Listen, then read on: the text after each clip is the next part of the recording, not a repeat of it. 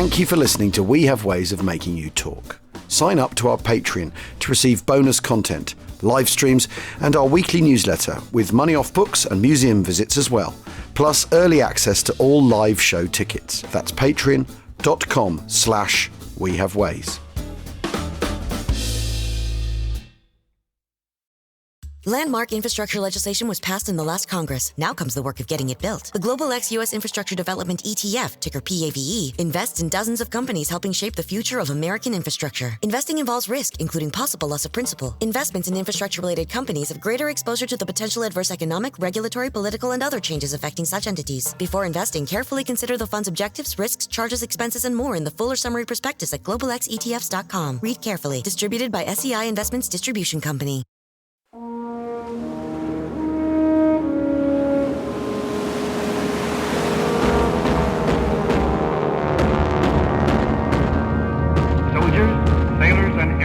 Of the Allied Expeditionary Force. You are about to embark upon the great crusade toward which we have striven these many months. The eyes of the world are upon you.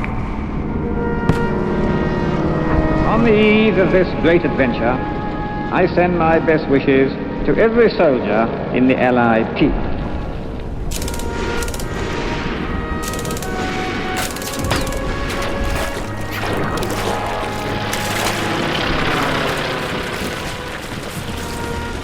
The tide has turned. The free men of the world are marching together to victory. I have full confidence in your courage, devotion to duty, and skill in battle. We will accept nothing less than full victory. Good luck, and let us all beseech the blessing of Almighty God upon this great and noble undertaking. The sight is horrible. Hundreds and hundreds of dead and mangled horses, stacks of German bodies, Tigers, Panthers and Mark IVs, big guns, little guns, cook lorries, moaning minis and the whole darned lot. You can see places where we have chased an individual truck across fields and then finally blown it to bits. And that is Lieutenant Harry Heenan, who is a troop commander in the Sherwood Rangers Yeomanry, coming across the end in Normandy. The corridor of death. Welcome to We Have Ways of Making You Talk, the Second World War podcast of choice, with me, Murray and James Holland, and welcome to episode 10 of 6. I mean, that joke's never going to get... We're never going to wear that joke out. Of our D-Day to the end of the Battle of Victory in Normandy series of podcasts, where we've tried as best we can to wrestle this gigantic and climactic battle into some sort of podcastable shape, and to not only talk about the battle but the issues at play, and the context and the wider picture, and all that stuff. And we've optimistically called this the end in Normandy. Yes, we've optimistically called this the end in Normandy, but you never know, do you? And they didn't at the time. That's the other important thing to remember, because an awful lot of the way this gets written about is the silly old Allies. Didn't they realise they were going to win anyway? Why didn't they push on harder? And they got more stuff. Why don't they just get on with it? Yep. And actually, when you look at when you go there and when you see the way the land is laid out, and when you also consider just how harebrained their opponent is.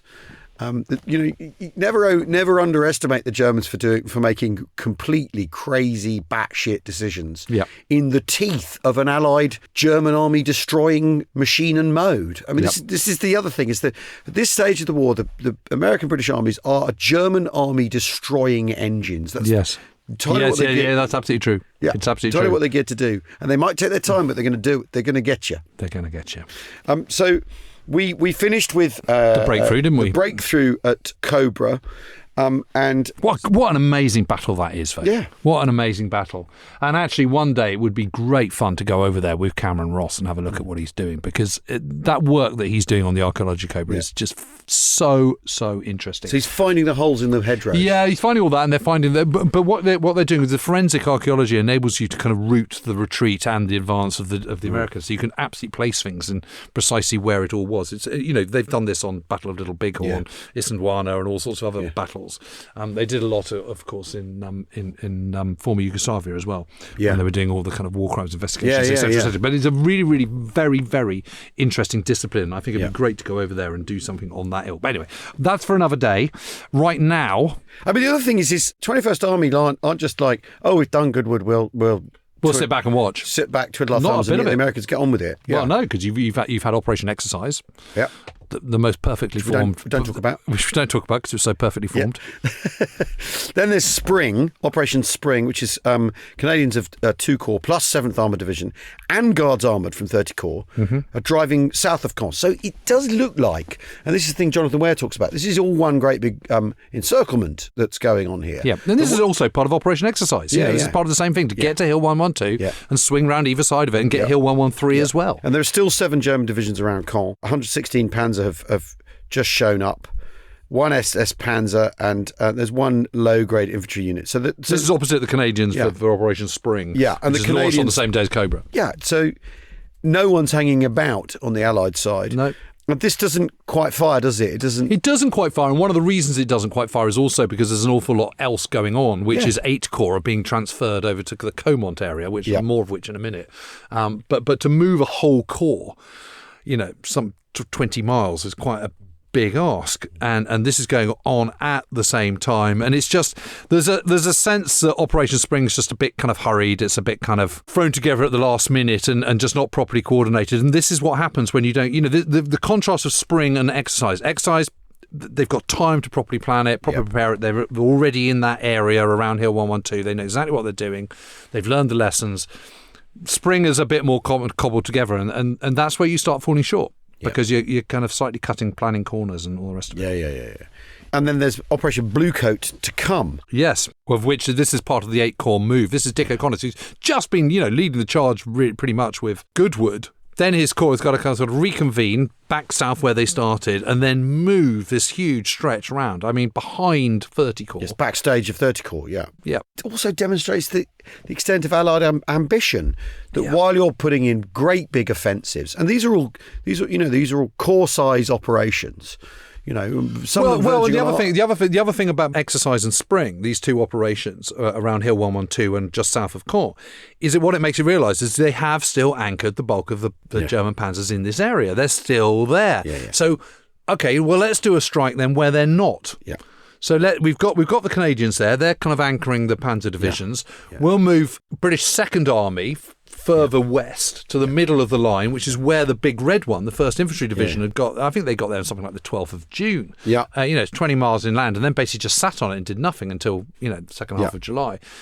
And this is a really good idea. This is Dempsey's plan. It's his conceit. It's his idea. And this is going to be a 2-corps operation, so an entire army, effectively. You've got 8 corps on the right-hand side, on the west-hand side. You've got 30 corps on the left. And the idea is to strike down through this central part of the line, which is very kind of beautiful, classic Norman landscape. Yeah. It is bocage, lovely little villages, and it's just ridgeline after ridgeline after ridgeline. If you stand on Comont as well, you can look out from the town square at Comont. You can look all the way back to the coast. You can see 20 miles. Yeah. You just see the Normandy battlefield stretched out. And then you can see the future Normandy battlefield if you turn 180 degrees and look southwards. It is an amazing. It's known as the Swiss Normand. The Swiss Normand. It's gorgeous there. It is absolutely gorgeous. Yeah. I mean, I think you can contrast this with what the Germans are doing. The Germans are just firefighting. They're scraping formations together.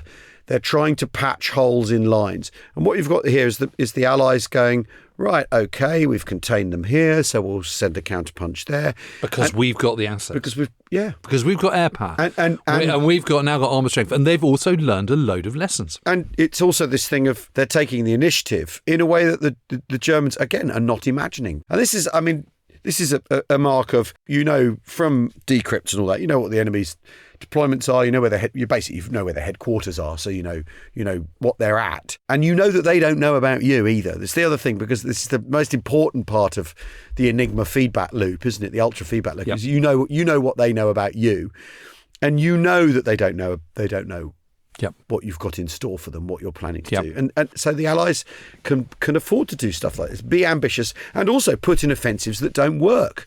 I mean, they can afford that to happen. It doesn't matter.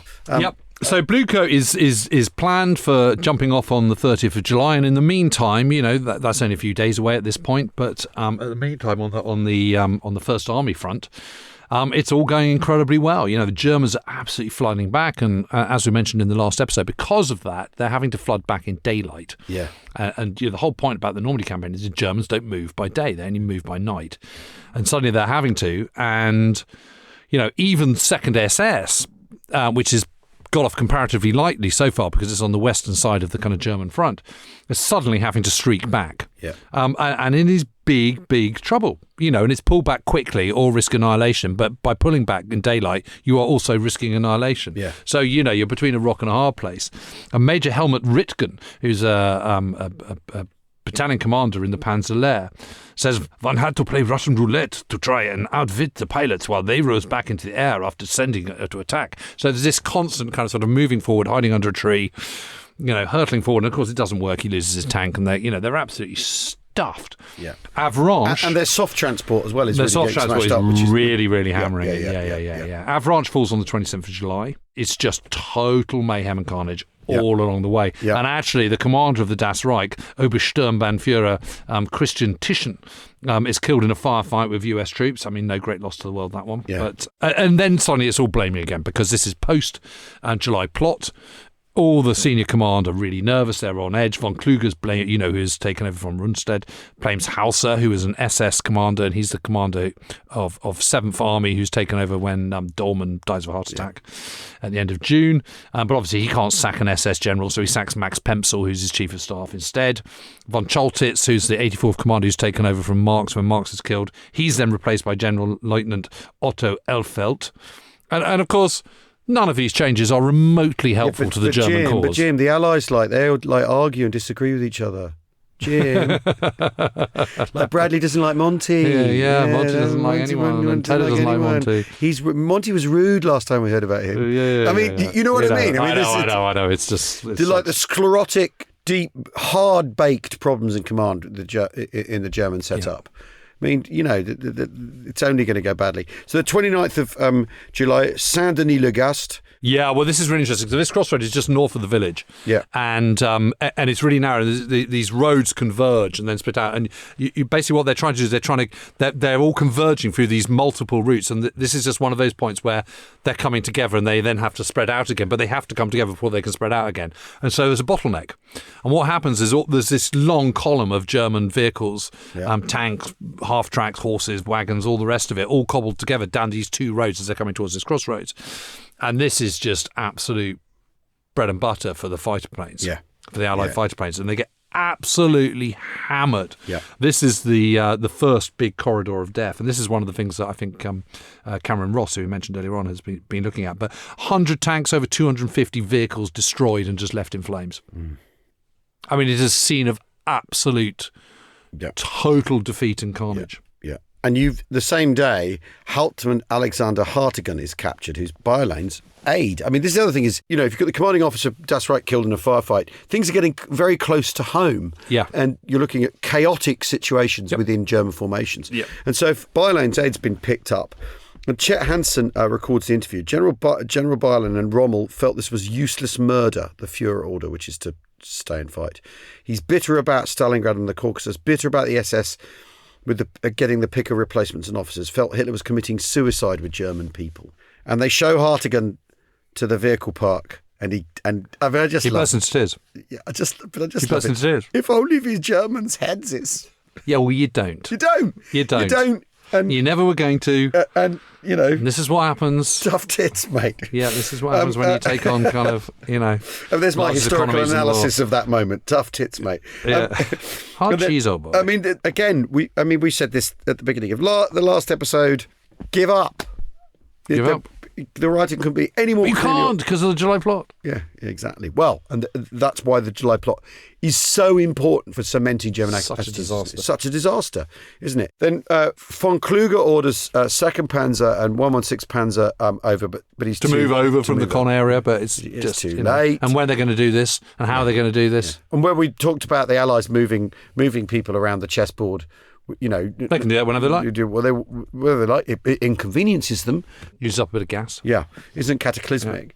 Most of the 7th Army's armour's gone by the 30th of July, and 20,000 men are in the bag. Just from Cobra. Yeah. Just from Cobra. Just from Cobra. So that is a full strength Panzer division completely gone. And now, sound the bugle. Third Army. It's okay, boys. I'm here. The king of manoeuvre warfare, self-styled king of manoeuvre warfare. The spade killer. Honestly, yes, yes. There's a sidebar. We're not going to go down there now. So Third Army are now deployed, and this means that the Americans create 12th Army Group on the 1st of August of 1944. This means that the seesaw has finally tipped, gone bonk in favour of the Americans. It's a big moment. It's a big moment. Many more. There are more Americans in theatre than there are British and Canadians. And there are now two army groups. There's 21st Army Group, British Second Army, Second Canadian Army, and there's the 12th Army Group with the 1st US Army and the 3rd US Army. Yeah. I mean, it's quite amazing that the Americans have now got an army group in theatre. It's extraordinary. And they're shipping men direct from the US, aren't they, at this point? Yep. Yeah. Straight in. Straight in. Not even going via the United Kingdom. And then Bluecoat goes off. And Bluecoat is for anyone who says the British are boring and ponderous and all the rest of it, 8 Corps, Dick O'Connor's 8 Corps, who we'll remember were at Epsom, Scottish Corridor, 15th Scottish Division, all the rest of it, then at Goodwood, been in the fray pretty much the whole time. They're now again, and they've evolved. They've really evolved. So, this is where you have lots of crocodiles up front. This is 79th Armoured Division. Never operated as division, always, but all completely devolved. But handed over. So Averies and crocodiles, which are the flame-throwing Churchill tanks that can flame kind of effectively napalm 120 yards at one time, 120 feet rather. But the point is they're very, very heavily armoured, so you can creep up in your Churchill crocodile. The weather is generally improving. You've got air power just running amok, and you've got new infantry divisions sort of now flung into the line because they're arriving all the time, and they don't know the ground any more than 8 Corps does. And 8 Corps does incredibly well in this operation. I mean, 30 Corps does well, but 8 Corps does unbelievably well. Yeah.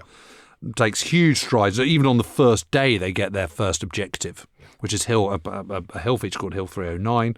They managed to do that and taken with the help of crocodiles coming up, advancing up with the infantry, spouting out flame. I mean, can you imagine if you're a German and you suddenly come across this? Yet another German general is killed in action. Yeah.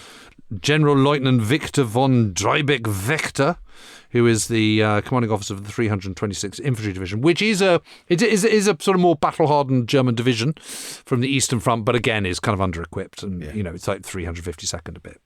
The following day, they then come up against the 1st Jagdpanthers, which are sort of panther chassis with a fixed 88mm gun in them, absolute beasts. And they knock out 11 Churchills in no time. But then the N10s turn up, and because they've got 17-pounders, which are even better velocity than the 88mm, they soon make short work of them. And of course, the point about the M10s is they do have rotational turrets, whereas Jagdpanthers don't. They're fixed turrets. Yes, if they're you really would not want to be in a Jagdpanther. I've been in one of those, and I can tell they're you horrible. They're horrible. No, I've been in one. Yeah, barely get into the driver's compartment. And also the loading is on the right-hand side. Why would you do that? It's just completely ergonomically stupid. Yeah. Well, who knows? But, if they're technological equivalents, the Jagdpanther and the M10, then one's decisively better than the other. Well, the point about the Jagdpanthers is incredibly slow and heavily armoured, whereas the Wolverine, the M10, is incredibly lightly armoured, but incredibly moving, can do 50 miles an hour. Known as the Achilles in the... yes, the Achilles is the British version. Is that the M18? No, the Achilles is the British version with the 17-pounder, yeah. That's the M18 then? Yeah. Whatever. Yeah, whatever. It doesn't matter. Doesn't matter. Okay, if the tank's right, it's got a 17-pounder. 30 Corps on the left with 50th Division, 7th Armoured, 43rd Division and 8th Armoured Brigade on the right. And they're not having such a good time of it. But well, the 7th Armoured aren't. They're having, and 50th Div are having a much slower time. And there's no question they are slow and a bit ponderous. That's not just kind of sort of made up, because 43rd Wessex Division does great strides. And actually, there's a moment here, and I think this illustrates why the Allies are winning. So this happens. This is a very, very small incident. They strike south of to the southeast of Caumont, and they get a town called Cahagné. Yeah. And they're getting through Cahagné, and they're on the road between a village of Cahagné and Jerk. And at that moment, the 4th Dorset's mortar platoon, is moving forward. And Sergeant Walter Keynes is on his motorbike.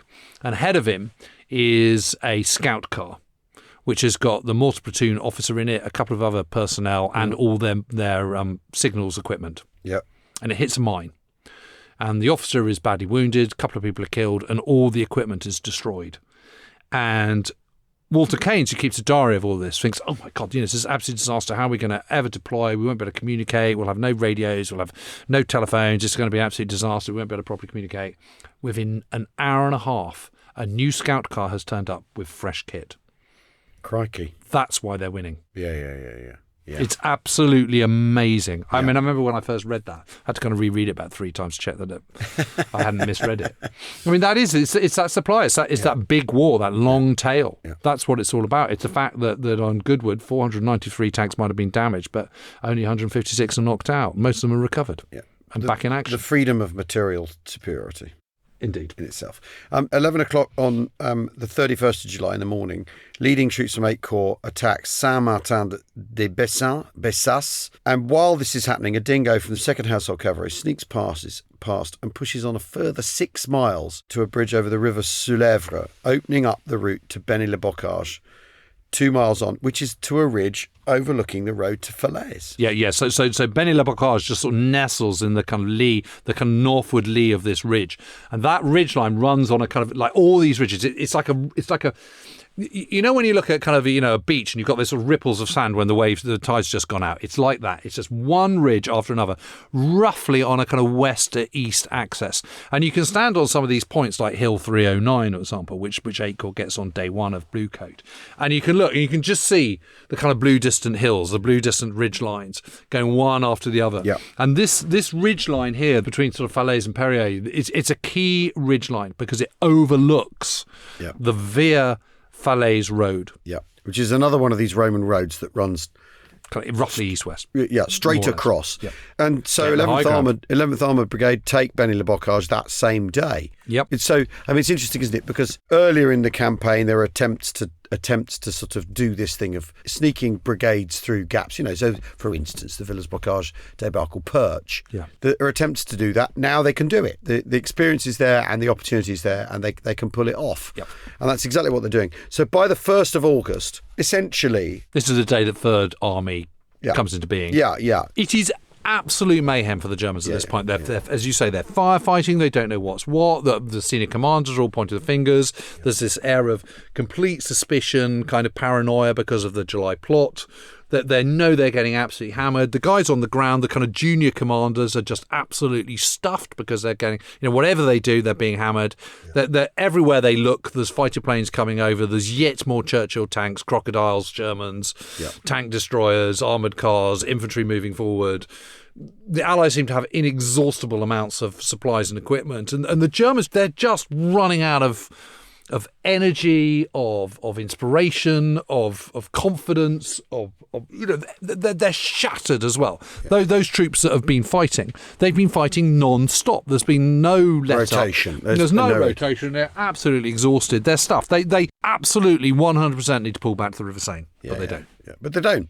No. 2nd of August, 11th Armoured Brigade takes the Perrier Ridge overlooking the Via Falaise Road. So it's now on. They've got that high ground. So they're tightening the noose there. Yep. The next few days, 9 SS Panzer and 10 SS Panzer tried to push the Brits back off the ridge, but they can't do it. And then the Germans do what they do throughout their crisis in Normandy. They rob Peter to pay Paul, so they moved 21 Panzer across to deal with the crisis.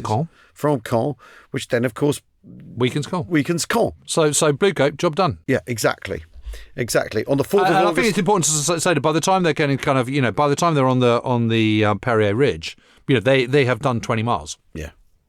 So they've doubled what they've got to. You get 20 miles to Comont. They've done the same again in 3 days. Yeah. So by the 4th of August, Villers-Bocage, remember there, is retaken. So if you think of it again, if you think of kind of, this is a sweep going, kind of pushing so that those on the western side are getting ahead of those. They're kind of sort of pivoting. But what Dempsey's hoping, what Montgomery's hoping, is that this is a push collectively down southwards, and in actual fact it's lopsided because they're 20 miles on the west, but they're not. They're more like kind of 6 on the Things are going at different speeds. So 8 Corps doing really, really well, but 43rd Division and 50th Division are lagging. And this is an interesting moment, isn't it? Because we talked about endless German sort of musical chairs and shuffling and sacking and all that sort of thing. And the Americans aren't averse to sacking people, but this is the point at which Dempsey decides he needs some fresh faces in, doesn't he? Well, the interesting thing is Bucknell suggests sacking Erskine, who's the commander of the 7th Armoured Division, and then gets sacked in turn. Yeah. Because funny enough, I bumped into Harry Bucknell on the train today, who is Bucknell's grandson. Really? Yeah, he's a really nice guy. And he's just doing a whole load of work on his grandfather at the moment. And he said, he's been going through all his papers, looking at the whole lot. And he says it's absolutely fascinating. Horrocks, who replaces him, Bucknell was Horrocks' best man. What? Yes. They're really, really good friends. And they were both at the Battle of Somme together. And they were same in the Middlesex Regiment. God, that I didn't know that. I didn't know that. That's absolutely extraordinary. No. So anyway, but there's a balancing act here, isn't there? Because the British don't want to push their people too hard, do they? Their troops too hard, but they also do need progress. 7th Armoured should have done better. Yeah, and I think that since Horrocks has got wounded in Tunisia, he got very badly wounded. He's recovered now, and there is a sense that kind of Monty's looking to get him back into it. Yeah. And he's one of his guys. Absolutely. So by the 6th of August, Mount Pinson has been finally captured. Which I was there last week, and it's a hell of an attack, because it's a big ridge again, yet another ridge. Mont Pinson. It's not a mountain in the way that you would imagine a mountain to be. It's a big long ridge, but they attack up the steepest bit. Yeah. It's an incredible operation. 4th, no, it's the 13th, 18th Hussars. And it's the tallest spot in Normandy, isn't it? And that's where the Churchill tank can handle gradient, all of that, and all that sort of stuff. So technological advance. So Bluecoat is done by the end of the first week in August, and it's a huge success. But what is happening at the other end of the lodgement? Join us after the break to find out what's going on in Brittany.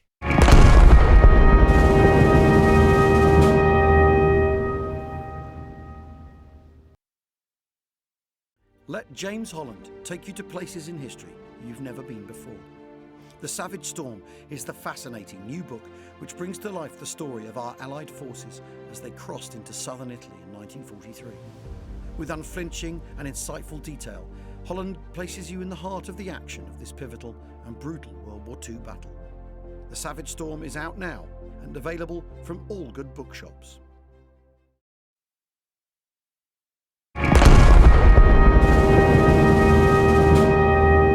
Welcome back to We Have Ways that Make You Talk. Our final episode, Victory in Normandy, the end in Normandy. It's a victory, all right. The end of D-Day 80.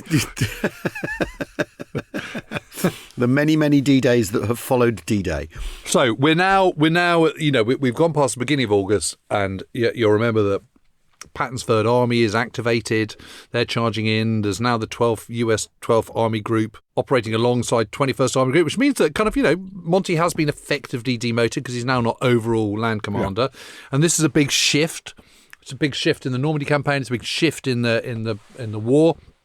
But I think it's also important to realise that on that western side, the whole thing is just a massive, great pivot where the Allies are swinging down from the west, but that pivot is still Caen. Yep. Always has been. They didn't take it on day one on D-Day, and it's still the big pivot. And no one should be getting worked up about that. That is not a point of criticism. Let's just remember that the bulk of those 10 mobile divisions that the Germans can call upon have been anchored around that point. They've been sucked very well into for the Allies. Into that trap. Into that vortex. They've failed to read Allied strategy intentions, and they've delivered themselves into those strategy. I mean, you talk about an OODA loop. The Germans are they're puppets to the Allied intentions here. Yeah, absolutely. And I think, the point is actually Allied lines of communication are pretty short because of the German decision to fight close to the coast. Yeah. As you were saying earlier on, that gives them a huge home advantage. Effectively, it's not home advantage, but it kind of effectively is because you've suddenly got all your aircraft right on your doorstep. I mean, that's all going to change in the weeks and months to come. But right now, they are at maximum fighting capability, the Allies. Well, everything's a force multiplier. Everything's force multiplier. Yeah. You've got everything bottled up. in this comparatively small geographical area, and the Germans literally have no answer. And anyone who's got any sense whatsoever would realise, from a German perspective, that this is the case, that you're not going to win. You haven't got a hope in hell of winning.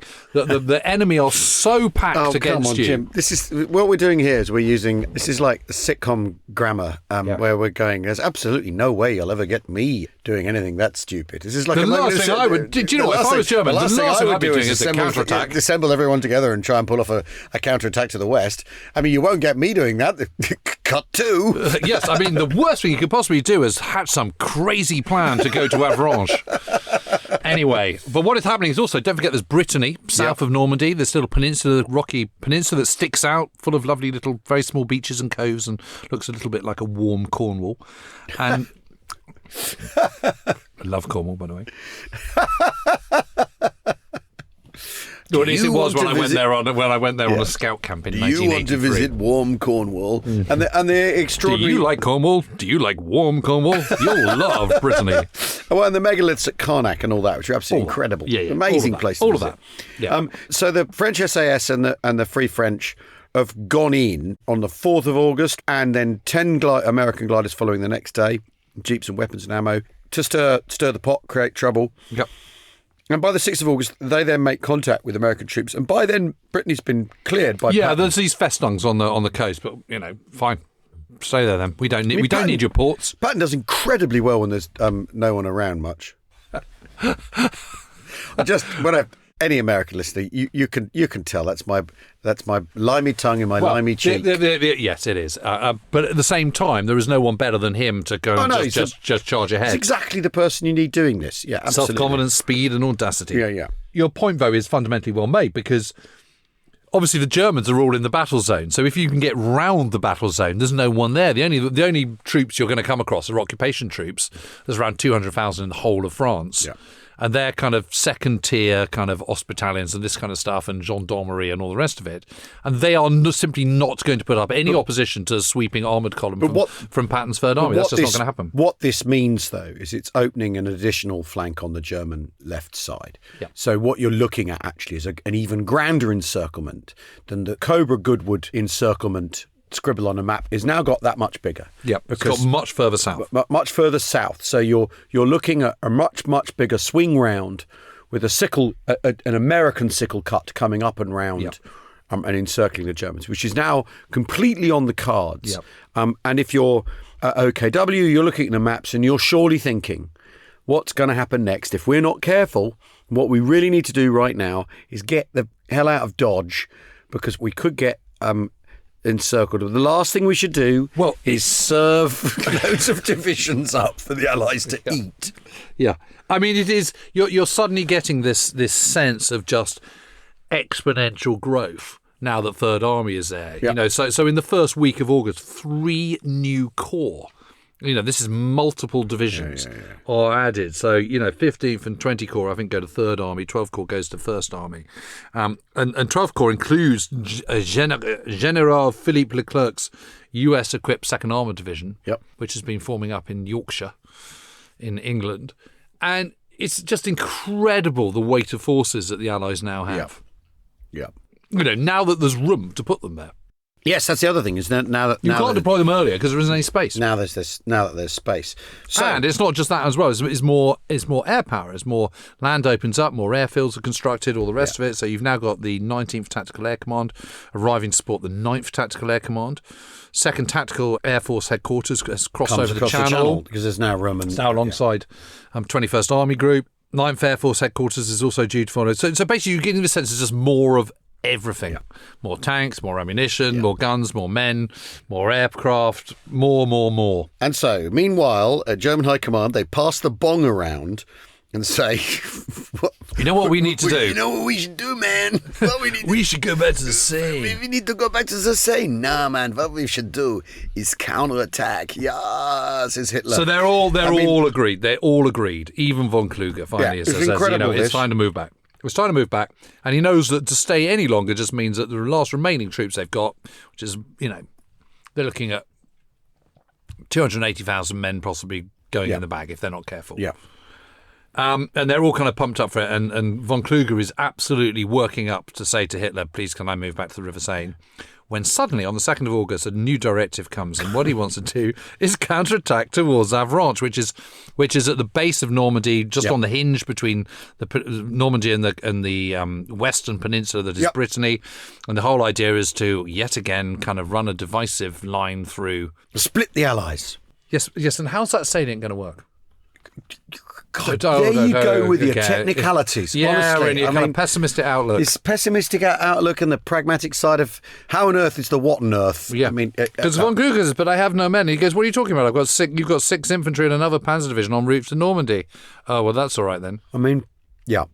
So that's on the 2nd of August, that directive's announced. 3rd of August, Vollemont is in Normandy. He's a head of plans for OKW. And Eberbach says, it's not going to work. This Operation Lüttich is not going to work. And Vollemont sort of goes, I know, but the Führer's organised it, and here we are kind of 2 weeks after the July plot, just get on with it. 4th of August, they're still saying, could we please go back to the Seine, please? 9! Von Kluge then has to assemble a force of 8 panzer divisions and strike west, supported by 1,000 fighters. This is 1,000 fighters again. Every time.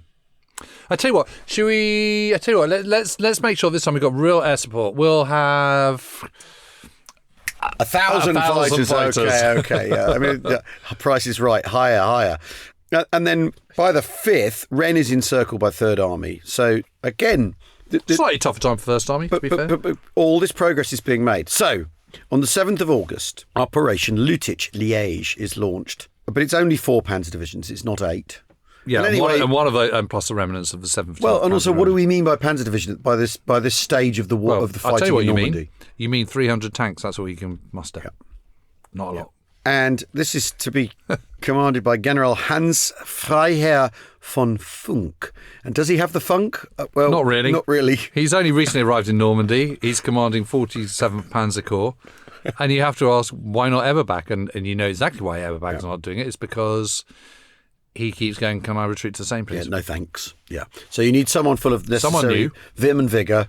Someone new. Who hasn't been here before. He's not jaded, but doesn't know the terrain. Oh, God. Hasn't know the territory. Stop it. Doesn't know what he's doing. Well, you know what? I mean, this is one of those moments where disgust with the way the Nazis prosecute the war is a valid reaction.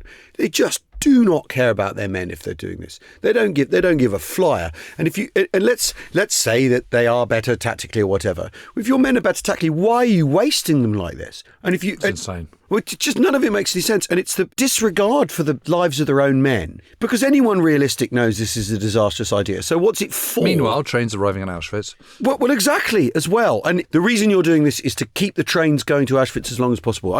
What's the answer? What's the explanation? What's the motivation here?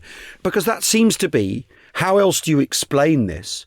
Because there's nothing to be gained from a counteroffensive like this. They must know by now from the 6,000 Why don't you just pull back to the West Wall? Why don't you just pull back to the Soviet line? I just don't know. Behind the Rhine. I don't know. It's complete mystery. And after all, they know it's coming because of Ultra. Yep. So Bradley brings up extra divisions, including 3rd Army's 20 Corps. Which has just arrived. Yeah. Even so, the Germans, they do that thing. They have impact to start with. Yep. Mortain's overrun. Well, yeah. And I remember years and years ago interviewing Robert Weiss, who was an artillery spotter. Oh, yes. Where the positions were. Yep. Where he on called Hill 317. Yeah. And the problem with Hill 317 is if you don't control it, if you're the Germans, you don't control it, you can see absolutely. You absolutely can. So for those who don't know, Mortain's a lovely little town. It nestles beneath this kind of sort of volcanic plug. It's a bit like Edinburgh. Yeah. It's like that rock of Edinburgh. It's kind of really steep one end, sticks up, and kind of slopes down. But from the end there, you can see Mont Saint-Michel. You can see the whole lot. Yeah. You can see everything. You can just see this sort of Roman, roads heading out. The whole thing is just laid out on a plate. So it's a 2nd Battalion of the 120th Infantry Regiment stay on the top of this plug while Das Reich kind of filters either side of it. And they hold on to it. And mists clear in the afternoon, which is very, very bad news for the Germans because they've had a sort of certain amount of cover from air power. They're supported by 2nd Panzer, but not a single plane reaches the front. A German plane, not one. Every single one of them that tries to take off is destroyed as it's taking off or destroyed on the ground. Because they know it's coming, they just absolutely, the Allied air forces hammer the airfields all around Paris where these planes have been brought up to kind of forward operational strips. And they're just absolutely, completely destroyed. It's total carnage. Total carnage. And also, but not not just air power. The artillery effort, the American artillery effort there is incredible, really. And I mean, again, the Germans end up with a situation where 7th Army are saying to von Kluge, "What do we do now? Thanks very much. Can we withdraw, please?" And he goes, "No, Nein." And it's just this sort of. Well, he puts it back to OKW. Well, of course he does, because no one wants to make a decision. And do you know what they said? It comes back because no, you can continue attacking the following day with 12 SS and 10 SS Panzer divisions. Yeah. But if you remember, 12 SS has been there since 7th of June and is absolutely destroyed. Yeah. And anyway, they can't get there because they're now involved in Operation Totalize. Yes, which is our big fat meanwhile. Because the thing is Lutich doesn't happen in a vacuum at all in terms of Allied operations intentions. Right. I think it's really interesting as well that we know the Allies know about Lutich, but proceed with what they're going to do anyway. Because they can. Because they can, which shows that as counterattacks go, it's more of a sort of local brouhaha than anything serious, and it gets talked up as a serious counterpunch, Hitler rolling the dice and all that, and it's got no prospects. No prospects at all. Yeah, has absolutely no prospects. So on the 7th of August, there's Totalize, which is the Canadian First Army with British armour. They attack at night. They don't use a preliminary bombardment either, do they? No, they don't. This is a new approach. This is the idea of Guy Simons, who's the 2nd Canadian Army and he's commander. Got defrocked priests, as they're known, which are kangaroos. So it's the priest self-propelled gun. Because there's a moment because there aren't enough priests for D-Day, are there? So that there aren't enough sextons for D-Day, and the sexton is the 25-pounder variant, self-propelled gun variant, and the priest is the one with the 105mm, the American gun in it. And basically, there comes a point in the campaign where the British and the Canadians go, you know what? It would just be a whole lot easier if we had 25-pounders. It's 2 scales of ammunition. It's causing some ball ache. Yep. So this means there's priests that you've taken the guns out of, or you can take the guns out of, and suddenly you've got armoured personnel carriers. Yeah. And you've got a way of bringing the infantry to battle that can keep pace with the armour, which is the great problem of bringing infantry and tanks together. Yep. Is how do they keep pace with one another? And this is it. So what they do, and it's a really interesting battle plan, because what they do is they use the searchlights to blind the Germans. Yep. So they just shine them straight at the Germans. Yep. So they all attack behind it. Yep. And the plan is to be at a certain point by a certain point. Then the heavy bombers will come over and pace the German positions, and then they move on to the next phase. And the German bombers come, the British bombers, 660 Lancasters and Halifaxes from Bomber Command, come over, absolutely pulverise the thing. All the targets are lit up by the artificial moonlight and by the searchlights. They bomb very successfully. Then the rest of the 2 armoured columns, you've got 51st Highland Division on one side, you've got the 2nd Infantry Division on the other, of the Canadian Infantry Division, and they push forward, and they reach St Agnan du Cramersil, which is codenamed Fly By Night, and they get there by 3:15 in the morning, when they're supposed to, and that's where they suddenly get caught up, because actually they've done better than expected. Yeah. And they've got to wait for the next wave of the bombers to come over because it's too late to cancel it. Yeah. But the 89th Infantry Division, which is German, which has only just arrived from Norway 3 days earlier, has had no chance to do any reconnaissance whatsoever. It's rubbish infantry division anyway. It's simply destroyed. Completely destroyed. Yeah. Completely And gone. the descriptions of this battle are the intimate and the epic. So you have the lead tanks being led by someone walking in front of them with a fag on. Yeah. And they're following the light of his cigarette. Yeah. As he walks across a field or whatever. You've got that, and then this bomber assault. And you've got all these searchlights pointing straight at the Germans, so the Germans can't see. Yeah, it's extraordinary, the whole thing. And actually, when you go up there, you can see it's a long ridge, which extends pretty much all the way to Falaise, running on a roughly north-south axis. And you can see how these 2 columns were just advanced. You can see how it all works. I mean, it's fascinating. Again, another Roman road heading between Caen and Falaise. And this is when Wittmann's killed. Yeah, the following day. Yeah, well, it's in the morning, isn't it? Yeah. So it's that same day. And this is part of the counterattack organised by Panzermeer. These are still attached to 12th SS, so they're not involved in Lutich because they're here. And Wittmann and his tanks just run straight across this incredibly open field, and you've got the Sherbet Fusiliers, who you may remember came up against the 12th SS on the 7th of June, D+1, on one side behind this stone wall and this kind of chateau grounds, and on the other side you've got the 1st Northamptonshire Yeomanry, and the debate over who does the killer blow is still continues. But the Jerry bottom line Kingston. is he gets killed, and that's that. That's that. It doesn't matter, does it? Doesn't really matter. Another one bites the dust. Yeah. And on the same day, Le Mans is captured by Third Army. Third Army, by Patton. The 9th of August, the Germans are back to the start point of Lüttich. I mean, what a completely... Totally stupid, utter waste of time. Absolute waste of... And of men, it's obscene. It's disgusting. Total Eyes concludes on the 10th of August. Yeah, these operations just sort of run out of steam after a while. 11th of August, First Army recaptures Mortain. Yep. The 12th... Mortain. The Third Army takes Alençon. And now, by the 13th of August... which is a Sunday. Yeah.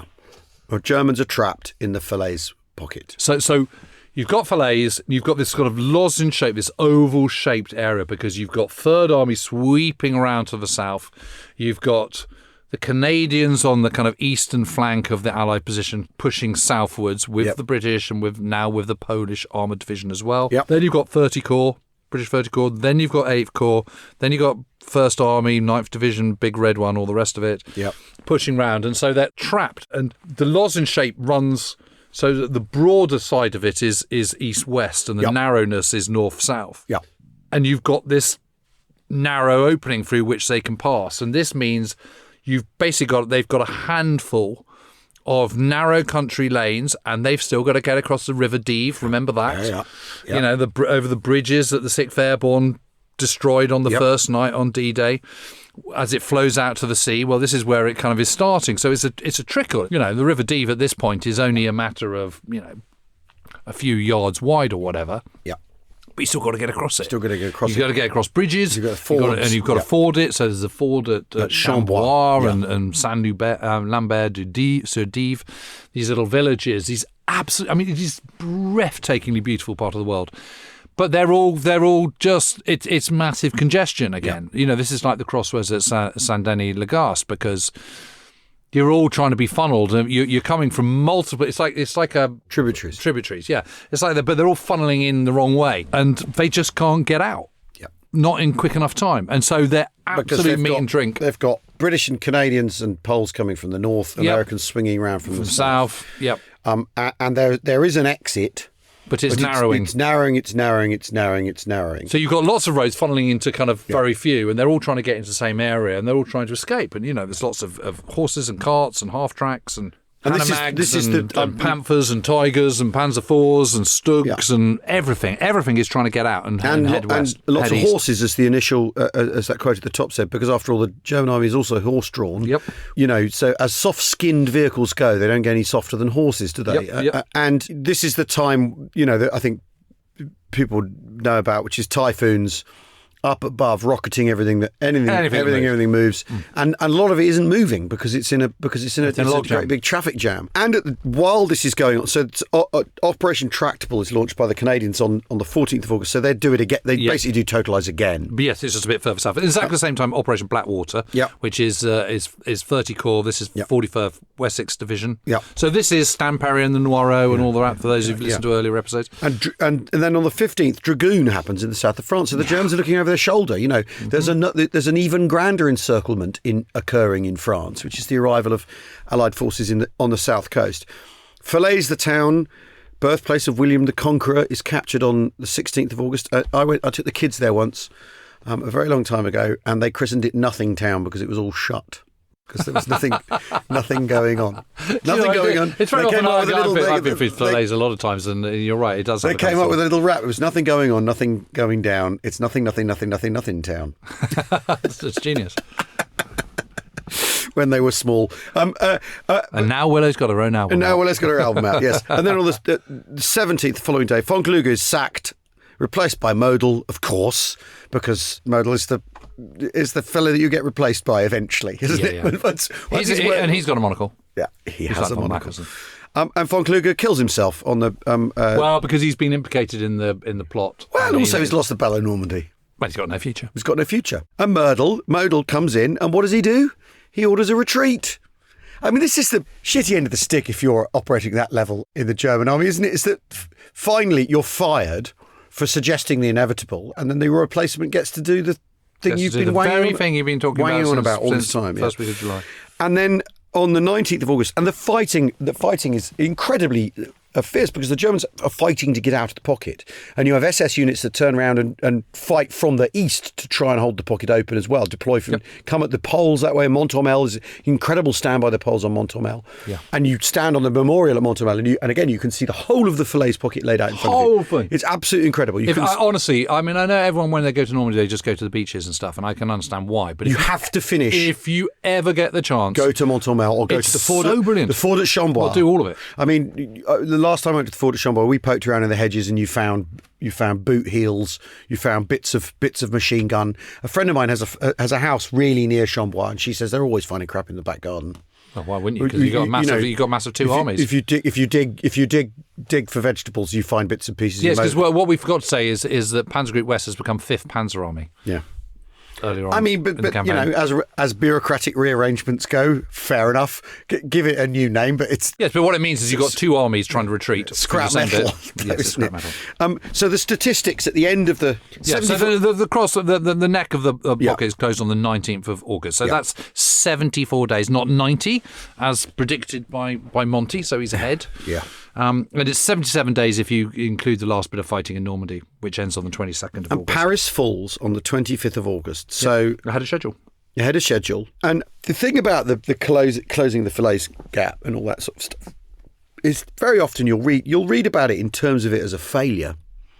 Or a missed opportunity, absolutely, or as a missed opportunity, or some sort of bodged business. Yeah, absolutely extraordinary, isn't it? 50,000 Germans managed to escape, and a lot of them have been obviously escaping before the 19th of August. Yeah. And maybe 24 Panzers. That's it. Yeah, out of 2,500. Yeah, 2,500. 37 German divisions fought in Normandy. 300,000 gone. 300,000 plus men killed, wounded, prisoner. Yep. 12 SS effectively gone. 21st Panzer effectively gone. All 167 tanks, 350 officers, 12,000 other ranks gone. I mean that's a whole division, isn't it? Right there. Yep. And the cost for the Allies is of 2 million men brought over. It's 209,000 casualties. So killed, wounded, missing. Yep. And POW, including the missing. So a 10%. Basically, rate. 83,045 men for 21st Army Group, so the Duke side of things. 125,847 Americans with 37,000 killed in action. It's a lot. 37,000 people dead. Yeah, that is a lot. Is a lot of people. It's a lot. There are many more Americans in theatre by the end, though, as we've stressed from the 1st of August in particular. But it's also a lot. There's 16,714 aircrew killed. It's the aircrew. That's always the one that leaps out to me. That's a huge number, which shows that you may well have air superiority, but dangerous old business. It's extremely dangerous business, and anti-aircraft fire is always present in a way, even if the easy to prang a kite. Yeah, exactly, easy to prang a kite, old chap.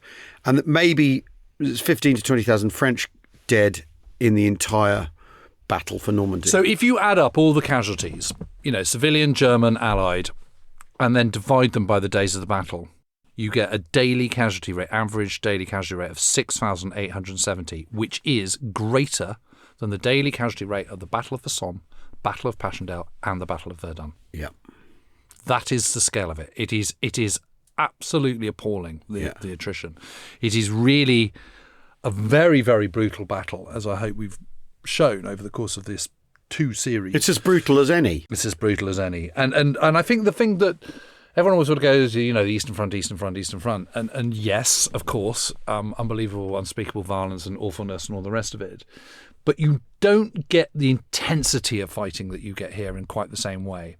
There is, we mentioned before, but there is no greater density of panzer divisions anywhere at any point in the Second World War than what they have in Normandy, and specifically around the Caen area where the Brits and the Canadians are fighting. Yeah. But whichever way you look at it, this is an absolutely phenomenal victory. Yep. And all those arguments about phase lines back on kind of 7th of April at St Paul's School in the run-up to D-Day, and all that anxiety about the weather and all the rest of it, all that has been put to pay by the fact that they've actually completed this annihilation of 2 German armies ahead of schedule, because the estimate is 90 days, and it's just an estimate, and let's not get too excited about it. But they've done it in 74 days. 77 again if you include the whole thing, 80 if you include Paris. That is an amazing achievement, and the huge big war approach to the whole thing, the scale of it, the numbers of ships involved, the numbers of personnel involved, the fact that kind of, over 40% of those troops, those 2 million troops, are service corps. The huge field hospitals with incredible Allied advancements in medical science that have been brought to bear. The fact that Walter Keynes in the 4th Dorsets is getting a replacement armoured car in 90 minutes with all the kit they want. Or the fact that in the 11 days up to the 26th July, 21st Army Group fired 1,158,490 artillery rounds. That's 100,000 a day, rounds a day. Or that they're landing 16,000 tons of supplies every single day at Omaha and Utah beaches. When you think that just before the Battle of Rome, Kesselring was down to kind of 1,900 tons a day for the entire German effort in southern Italy. That's the scale of it. It is on such an enormous scale, and this is the apogee of that coalition, that cooperation, that coordination that brings these Allied forces together.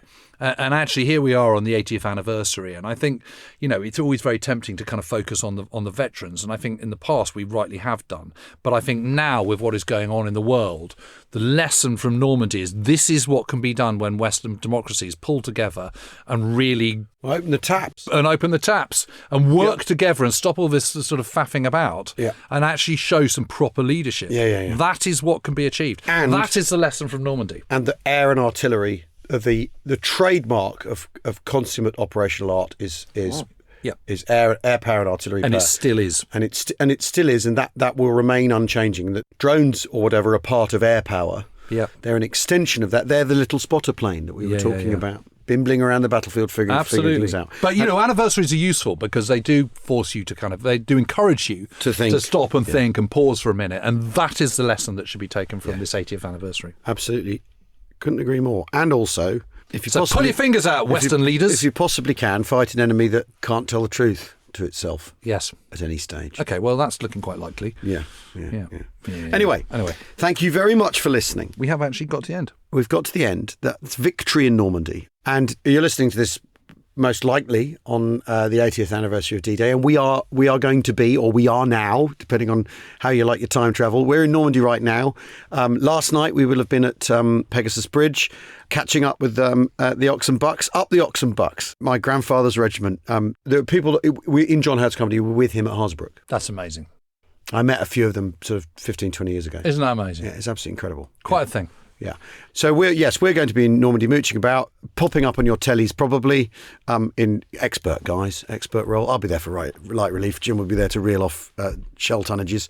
Can I borrow your list? And yes, absolutely. And we'll be poking around and recording and delivering you some walking the ground stuff from places we really want to investigate. And James is going to get the opportunity to go to a load of places and poke around in the hedgerows where he couldn't when he was writing Brothers in Arms about the Sherwood Range of Yeomanry. So well, we're definitely going to do Hill 112. There are discoveries to make, aren't there? We're definitely going to do Hill 192, and we're definitely going to go down to the Moirot. Those are the three things we're going to do. There we go. Thank you so much for listening. Those of you who took the opportunity to subscribe to our Apple channel, well done, bravo you. You haven't had to listen to any constipation adverts. Those of you who are full-fledged Patreons, independent company members, we hope, in sincerest hope, that we will see you at We Have Ways Fest in July, 19th to 21st, where there will be a lot of D-Day chat, a lot of Overlord chat as part of the festival. That's WeHaveWaysFest.co.uk for all your ticketing needs. Thanks so much for listening. We hope you've enjoyed this as much as we have, because we've had an absolute ball recording. It's been brilliant. Talking about this. It's been so interesting, hasn't it? And stuff that's come up that I hadn't thought about and hadn't considered when I was writing the book all those years ago. There we go. Thanks for listening. Cheerio. Cheerio.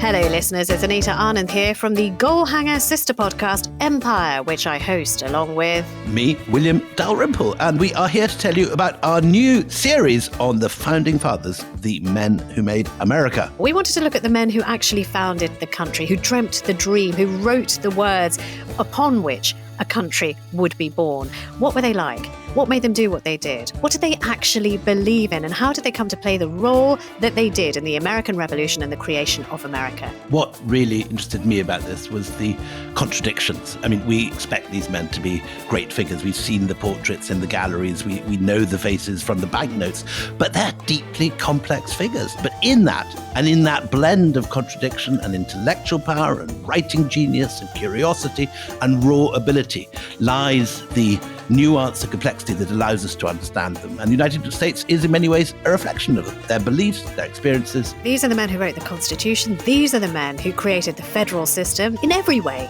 They are totally fundamental to what American politics looks like today. It all goes back to this extraordinary group of men. Yeah, and they have rip-roaring yarns as well, let me tell you. So if you want to know why America is the way it is and who the men were who made it, you can listen by searching Empire wherever you get your podcasts.